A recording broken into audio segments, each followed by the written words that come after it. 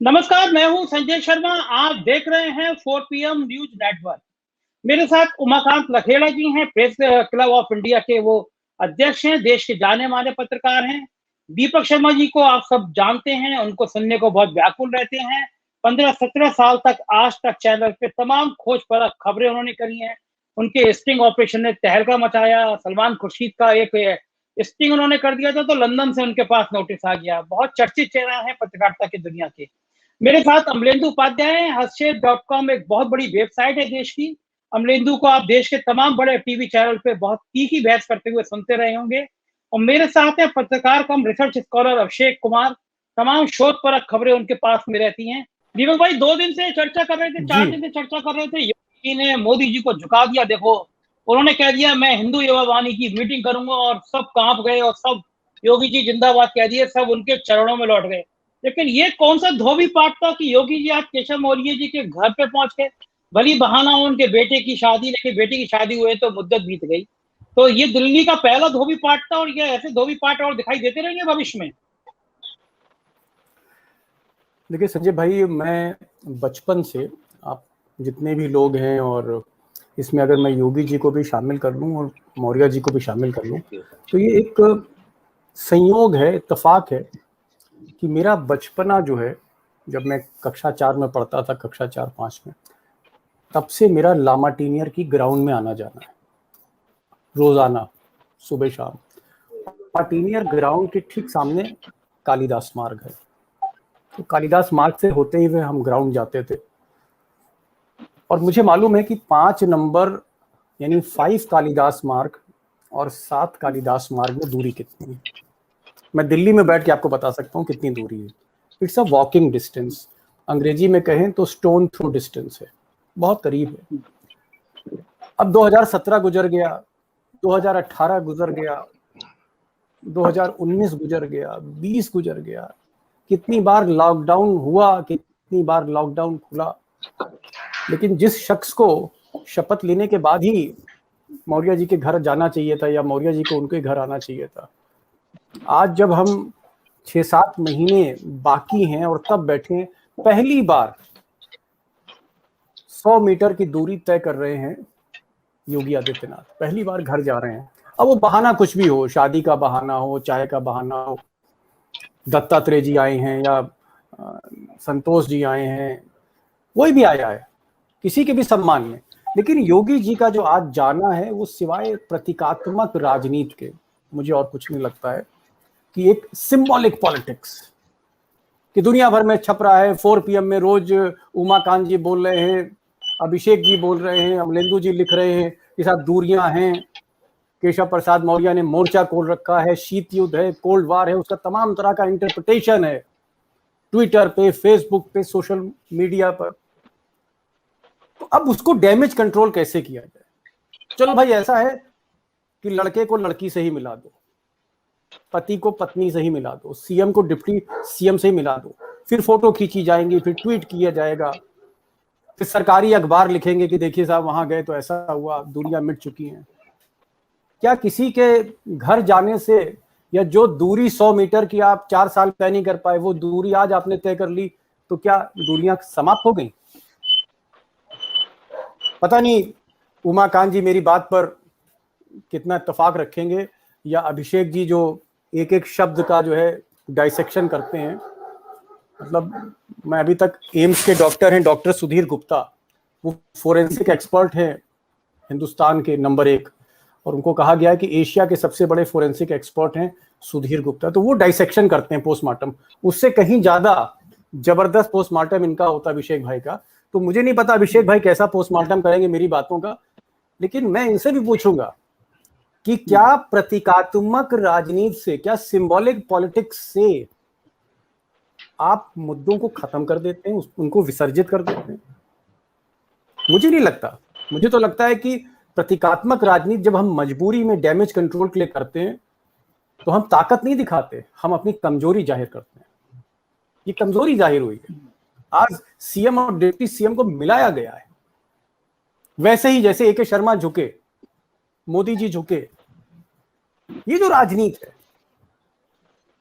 इस राजनीति का मुझे लगता है कोई बहुत अच्छा परिणाम, कोई बहुत अच्छा इसका प्रभाव पड़ने वाला नहीं। जैसे मैं एक छोटी सी आपको एक मिसाल और दे रहा हूं, एक डेवलपमेंट और मैं आपको बता रहा हूं, और वो डेवलपमेंट ये कि ए के शर्मा है। ए के शर्मा ने कल एक चिट्ठी लिखी।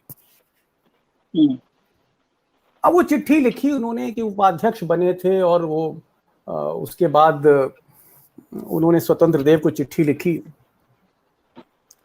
और उस चिट्ठी में उन्होंने तमाम बातें कही। अब बताइए, चिट्ठी जो है संजय भाई, मैं आपको चिट्ठी लिखूंगा तो चिट्ठी आप ही खोलेंगे। चिट्ठी का मतलब यही होता है कि मैं आपको चिट्ठी खोलूं तो आप चिट्ठी खोलिए। वो चिट्ठी नहीं होती जो दुनिया के सामने खोल दी जाए। ये भी एक प्रतीकात्मक राजनीति है।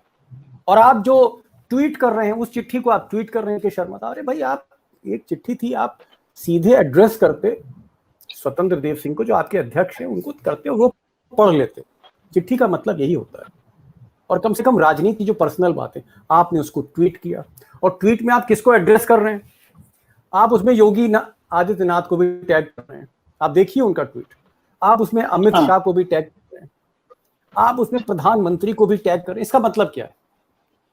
मुझे लगता है कि उत्तर प्रदेश में इस वक्त डैमेज कंट्रोल की पॉलिटिक्स हो रही है, और इसलिए संघ, संगठन और सरकार, तीनों का समन्वय, तीनों का मंथन जारी है। लेकिन जैसा कि अशोक वानखेड़े जी ने कहा था कि रायता फैला हुआ है, समेट कोई नहीं पा रहा है।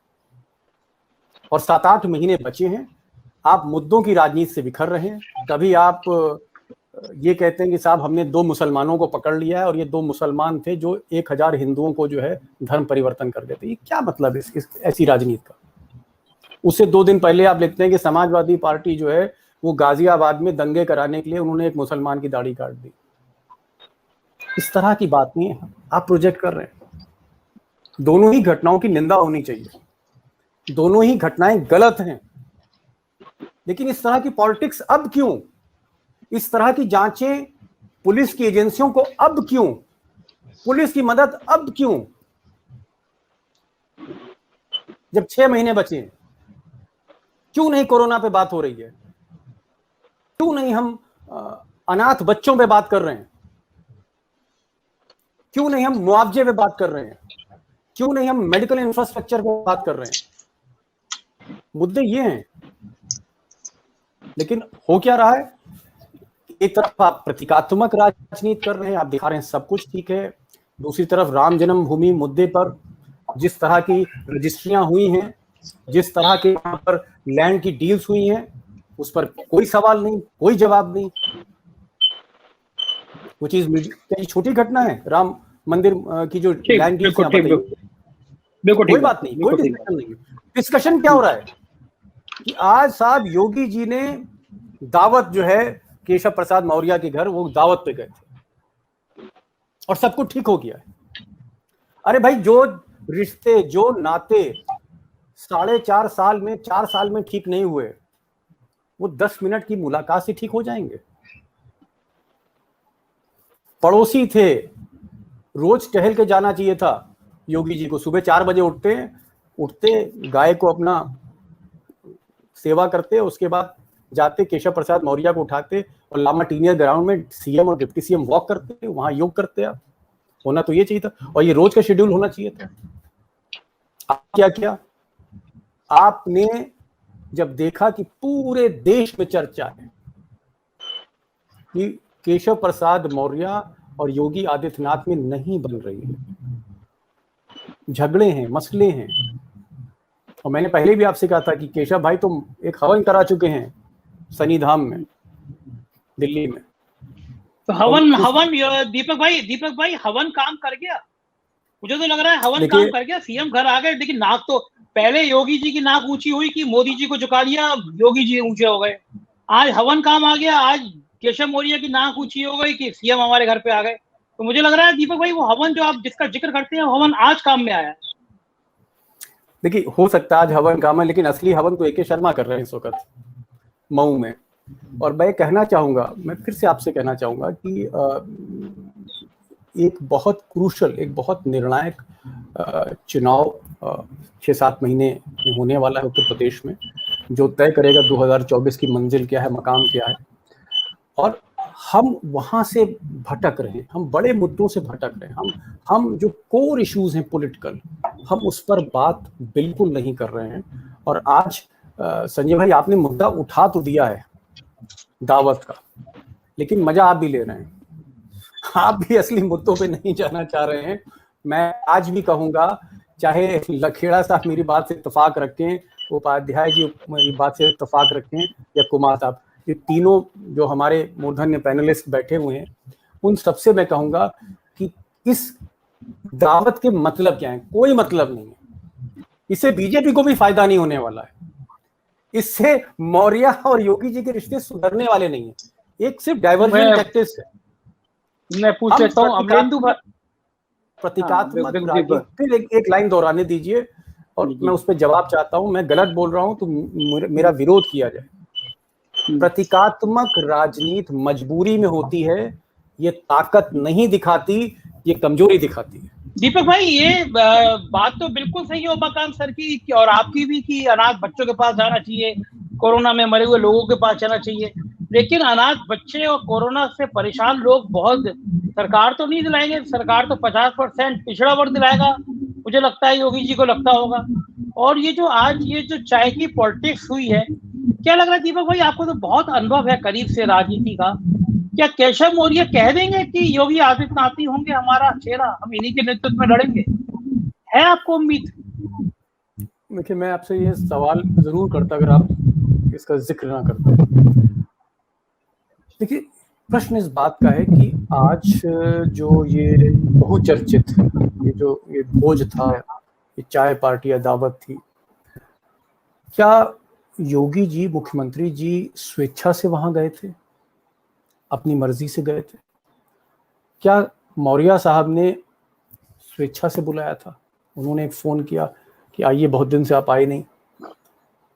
या जैसे अटल जी ने, मैंने आपसे कहा था ना कि एक बार अडवाणी जी और अटल जी में 10-15 दिन तक, जब कंधार हाईजैकिंग की घटना हुई तो बोलचाल बंद थी, बीच में कैबिनेट से अडवाणी जी उठ आए थे और एक ऐसा शून्य दोनों के बीच में हो गया था, जो भाजपा के दोनों ही आप कह सकते हैं कि गार्जियंस। फिर एक दिन अचानक जो है अटल जी ने कमला अडवाणी जी को फोन किया, उनकी पत्नी को, कि मैं आ रहा हूं, खीर बनाइए। ये थी स्वेच्छा से, वो स्वेच्छा से गए, एक नेचुरल कोर्स था फिर से मिलने का, फिर से मुलाकात करने का। लेकिन अगर आप इन दोनों को देखें तो जैसे पति पत्नी में झगड़ा हो जाता है, नहीं बनती है, तो बीच में एक फैमिली कोर्ट होता है, आदमी फैमिली कोर्ट में जाता है। तो फैमिली कोर्ट शुरू में काउंसलिंग करता है, फैमिली कोर्ट कहता है कि नहीं साहब, पति से कहेगा कि आप इनको एक कॉफी पिलाइए, आप इनको कॉफी कैफे डे में ले जाइए, है ना, बात करिए, आप फोन करिए। पत्नी से कहेगा कि नहीं नहीं, जो हुआ छोड़ो, बात करो, अगर वो कॉफी पे बुलाएं तो जाओ।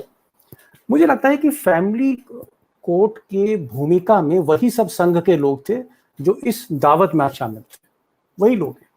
उन्होंने मौर्य साहब से भी कहा, उन्होंने योगी जी से भी कहा होगा कि भाई आप लोग मिलिए, और फिर फोटोग्राफर भी बुलाए गए कि भाई तस्वीरें खींचिए, इनको डालिए, इनको प्रसारित करिए।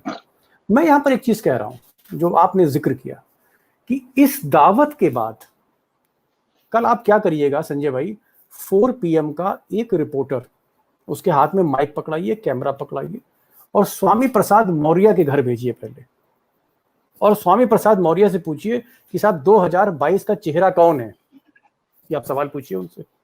अगर वो योगी जी कह देते हैं तो मुझे लगेगा कि हाँ, इस बातचीत दावत का सर है। फिर उसी रिपोर्टर को आप केशव प्रसाद मौर्य के यहाँ भेज दीजिए, और केशव प्रसाद मौर्य तो बहुत मीडिया फ्रेंडली हैं, कैमरा देखते हैं, बात करते हैं, माइक देखते हैं, बोलते हैं, और पूछिए केशव प्रसाद मौर्य से, कल पूछिए, मतलब दावत के ठीक 24 घंटे बाद पूछिए कि मौर्य साहब ये बताइए कि 2022 का भाजपा का चेहरा कौन सा है, कौन होगा? आप नाम मत दीजिए, और वो यही कहेंगे, मैं आपको जवाब बता दे रहा हूं, वो ये कहेंगे कि चेहरा केंद्रीय नेतृत्व तय करता है, चेहरा बीजेपी पार्लियामेंट्री बोर्ड तय करेगी, दिल्ली तय करेगा। इसका क्या मतलब है? इसका मतलब यही है कि कहीं ना कहीं जो रिश्ते हैं उनके भीतर वो सामंजस्य नहीं है, उनके भीतर वो अंडरस्टैंडिंग नहीं है। और बात हम केशव प्रसाद मौर्य की क्यों करें? संजय भाई ये बताइए, कितने कैबिनेट मिनिस्टर हैं? मैं 2-3 का नाम नहीं लूंगा, महेंद्र सिंह, सुरेश राणा, मैं नाम नहीं लूंगा आज इन लोगों का। कितने कैबिनेट मिनिस्टर हैं योगी सरकार में जो फोन उठाते हैं और योगी जी लाइन पे आ जाते हैं? 1-2 की मैं बात नहीं कर रहा हूं। कितने कैबिनेट मिनिस्टर हैं जो चिट्ठियां लिखते हैं, दर्द भरी चिट्ठियां लिखते हैं? कितने कैबिनेट मिनिस्टर हैं जो नड्डा जी से दिल्ली में जाके मिलते हैं, शिकायतें करते हैं? कितने कैबिनेट मिनिस्टर हैं जो सुनील बंसल जी के यहां चाय पीते हैं और अपने गिले शिकवे रखते हैं योगी जी के बारे में? और ये कैबिनेट मिनिस्टर नहीं, आप विधायकों पे आ जाइए। वो जो 200 से ज्यादा विधायक विधानसभा में धरने पे बैठे थे योगी जी के खिलाफ, उसके पीछे क्या कारण था?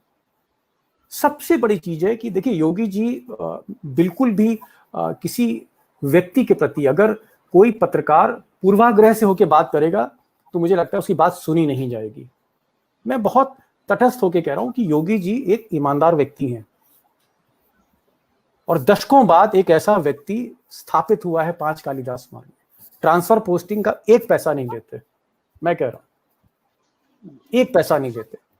भ्रष्ट अधिकारी अगर आए तो उसको सस्पेंड करते हैं, उसके खिलाफ जांच बैठाते हैं। अगर कोई मंत्री विवादास्पद फैसले ले रहा है, जो बिजली विभाग में हुआ, बिजली विभाग में जिस तरह से पेंशन का पैसा, अरबों रुपए का पैसा जिस तरह से मुंबई की दिवालिया कंपनी को दिया गया, अब उस तरह के फैसले नहीं होते हैं। योगी फाइल मंगा के देखते हैं, कोई मंत्री की हैसियत नहीं कि वो ट्रांसफर पोस्टिंग ऐसे ही कर दे। अगर जुरिडिक्शन है मुख्यमंत्री का तो मुख्यमंत्री के पास फाइल जाती। तो कुछ मामलों में योगी जी ठीक हैं, अच्छे हैं, और ये बात हमको कहनी चाहिए। इसका हमारे पास जज्बा होना चाहिए इस बात को कहने का। लेकिन दूसरा पहलू क्या है कि योगी जी बिल्कुल एक्सेस नहीं देते हैं। अब मुख्यमंत्री हैं तो फिर अचानक आप मठाधीश हो जाते हैं, ये नहीं होगा। मुख्यमंत्री हैं तो मुख्यमंत्री रहिए, मठाधीश ना बनिए। जब आप गोरखपुर जाइए वहां आप मठाधीश हैं। मुख्यमंत्री को तो वीर बहादुर सिंह की तरह रहना पड़ेगा, सबसे बात करनी है, सबके आगे झुकना है, सबको प्रणाम करना है। तब तो मोबाइल फोन नहीं हुआ करते थे। वीर बहादुर सिंह रात में 11 बजे सोने से पहले उनका जो पीएस होता था या पीए होता था, तमाम लोगों को फोन, कभी गोरखपुर फोन जा रहा है, कभी बलिया, कभी इसको फलाने को फोन लगाओ, पूरी लिस्ट देखते थे किन किन लोगों ने हमें फोन किया है और सबसे बात करते थे। आप एनडी तिवारी को देख लीजिए, हम जैसे पत्रकार जाके मिल लेते थे उनसे, हमको पता नहीं लगा कि यह आदमी इतना बड़ा नेता है। जब वो देहरादून में थे मुख्यमंत्री तो भी मैं गया, जब वो विपक्ष में थे तो भी बात हुई, हमको पता ही नहीं लगा कि एनडी तिवारी मुख्यमंत्री है। नमस्ते शर्मा जी, कैसे हैं आप? ये एनडी तिवारी का सलीका था, ये तरीका था उनका। मैं तो कहूंगा कि इवन अखिलेश जो सेकंड जनरेशन है, सेकंड जनरेशन लीडर हैं, और सेकंड जनरेशन लीडर से डील करना बड़ी दिक्कत है साहब। लेकिन हम पार्लियामेंट कवर करते हैं, जब कभी भी अखिलेश आते हैं तो मेरा अगर हाथ नहीं उठा तो उनका उठ जाता, और मेरा ही नहीं, बाकी जो भी पत्रकार हैं। आदमी को मैं कह रहा हूं कि एक्सेसिबल होना चाहिए, और कम से कम उत्तर प्रदेश की राजनीति में अगर आप एक्सेसिबल नहीं हैं, उत्तर प्रदेश की राजनीति जयललिता के स्टाइल में नहीं होगी, उत्तर प्रदेश की राजनीति नवीन पटनायक के स्टाइल पे नहीं होगी, उत्तर प्रदेश की राजनीति एनडी तिवारी के ही स्टाइल में होगी। उत्तर प्रदेश की राजनीति जो है वो बहुगुणा जैसे लोगों के, अब तो बहुगुणा जी नहीं रहे, जो एक्सेसिबल हो। आप विधायकों से बात नहीं करते हैं। आप भी छोड़िए, 4-5 ब्यूरोक्रेट्स हटा दीजिए 4-5 ब्यूरोक्रेट्स जो उनके इर्द गिर्द हैं किचन कैबिनेट में। कितने ऐसे सचिव हैं जिनके पास बड़ी जरूरी फाइल है और वो सीधे लेके 5 कालिदास मार्ग में घुस जाए, सीधे लेके पंचम तल में चला जाए? कितने ऐसे ब्यूरोक्रेट्स हैं बता दीजिए आप।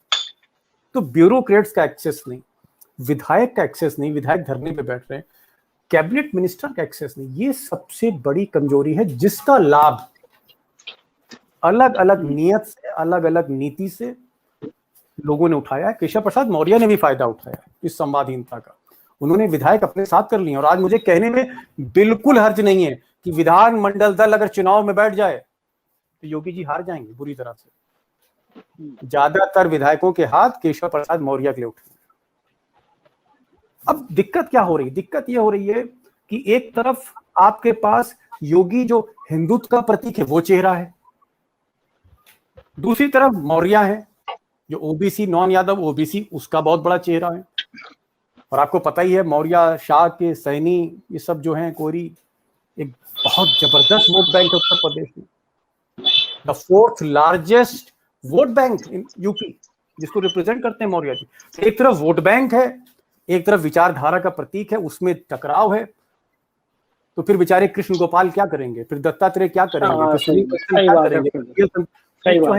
फैमिली कोड बन के यार इनको बैठा लो आपस में।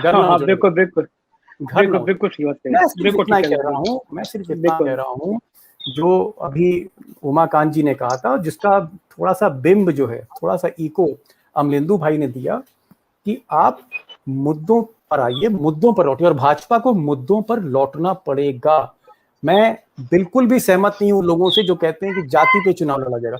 ये चुनाव आप देख लीजिएगा, कोरोना से जो बहुत बड़ा डेंट पड़ा है समाज के ऊपर, हर घर से एक अर्थी उठी है, हर गली से अर्थियां उठी हैं। इंसान ने इंसान को खोया है और बहुत बड़ी संख्या में खोया है, जो 100 साल में नहीं खोया। चुनाव घूम फिर के उसी पे लड़ा जाएगा, उसकी तैयारी करनी चाहिए, दिल से करनी चाहिए। ये नहीं कहना चाहिए कि साहब हमारे पास इतना पैसा नहीं कि मुआवजा नहीं दे सकते। अरे भाई, प्रचार के लिए मुआवजा है, पैसा है तुम्हारे पास, कफन के लिए पैसा नहीं है। तो इन मुद्दों की राजनीति हमको संजय भाई करनी पड़ेगी।